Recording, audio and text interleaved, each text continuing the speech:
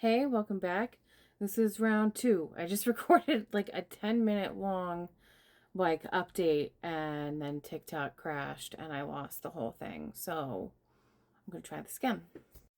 Since we haven't really had time to do like the official podcast, I kind of wanted to talk about some of the stuff that we've been dealing with, or that I've been dealing with, and an update kind of where we're at with my treatments and the various so because this is all so complicated and they can't really tell where my diabetes is coming from, and because I did have type 1 diabetes before my bone marrow transplant, um, there's a chance that I could have permanent damage to my pancreas, or that I could have had residual antibodies and still have type 1.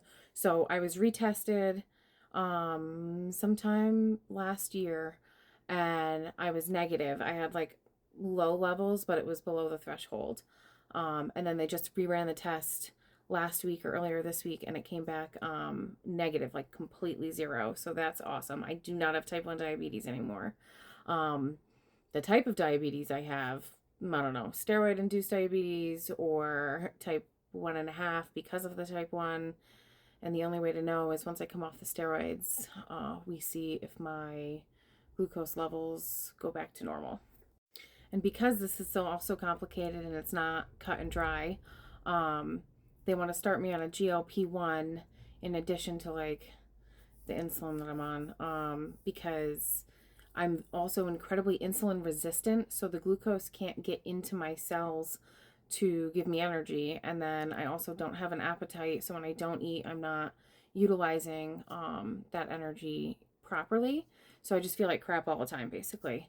And it also, GLP-1s have anti-inflammatory properties.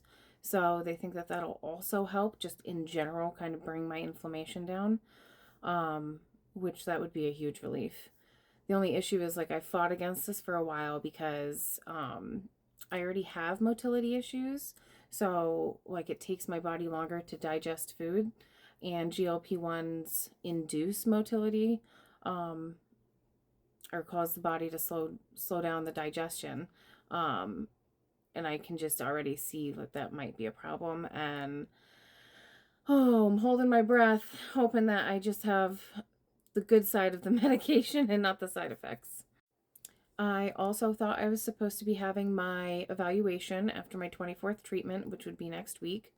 But I got a message from the doctor yesterday saying that they're pushing my evaluation to the end of May, which, it's not that much longer, but at the same time, like I was really hoping to talk about like what progress I've made, what we're looking at for progress. And, I think based on where I'm at, my treatment's probably not going to change, and I'm going to have to do another round of this before I can back off to maybe once a week, which sometimes it's a lot to swallow, and it's kind of hard to say out loud.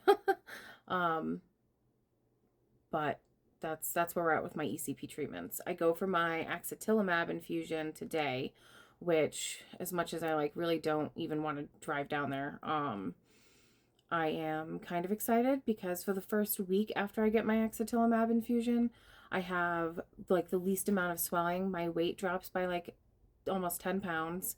And with my last infusion, I had no foot swelling at all for almost 3 whole days, which was amazing. And then today I am I'm not at my worst, but I'm pretty close. My foot swelling is ridiculous.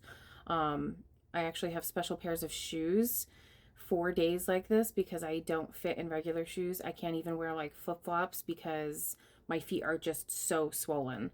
The swelling that I get resembles that of somebody who has congestive heart failure. And I have been tested for that twice because a lot of my symptoms resemble somebody who is in heart failure. So some days are just really tough when I'm fluid bound because I feel like I'm wearing a wetsuit that's 2 sizes too small.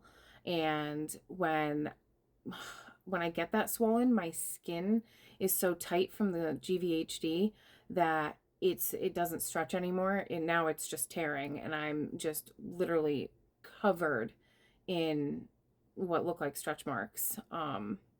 and they're incredibly painful. So that's been fun. This whole process has been a lot harder um, than I expected.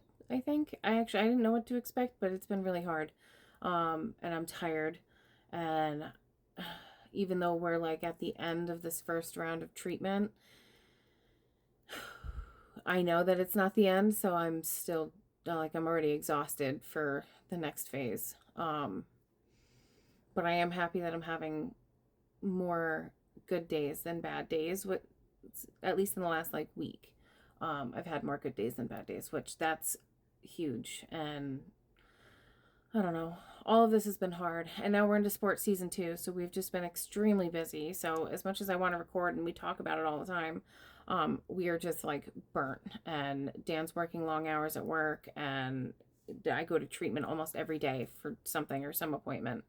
So we are just kind of burnt out right now. I also want to thank everybody who's reached out lately. And if I haven't responded or Dan hasn't responded, it's just because we were just swamped. But we will get back to you, and we've seen it, and thank you. We appreciate all the thoughts and prayers. I really do think it makes a difference. So thank you. Like, share, subscribe, comment. We love to hear from you.